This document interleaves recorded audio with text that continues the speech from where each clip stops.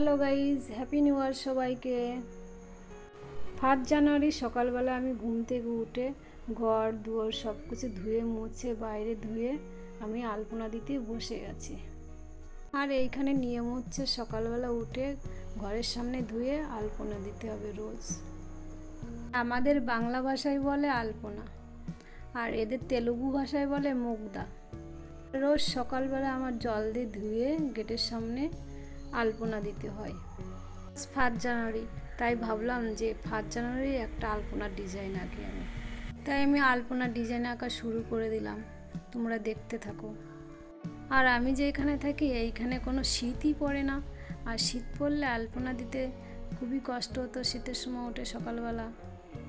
আর আমার আলপনার ডিজাইন আঁকাতে ভীষণ ভালো লাগে, আমি আনন্দ সহকারে আলপনা দিই। তেলুগুদের নিয়ম হচ্ছে রোজ সকালবেলা উঠে ঘরের সামনে ভালো করে ধুয়ে আলপনা দেওয়া, তাই আমিও শিখে গেছি রোজ আলপনা দিই।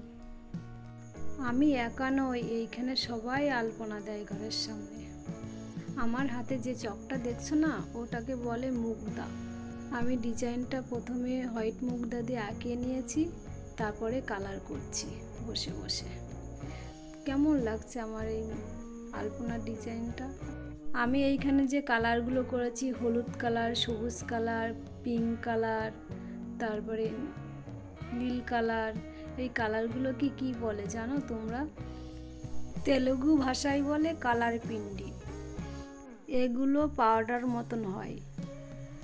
আমি এইখানে গোল রাউন্ডের ভিতরে 2025 লিখেছি আর হ্যাপি নিউ ইয়ার লিখেছি। আর এটাকে সৌন্দর্য করার জন্য ময়ূরের ডিজাইনটা আঁকিয়ে দিয়েছি।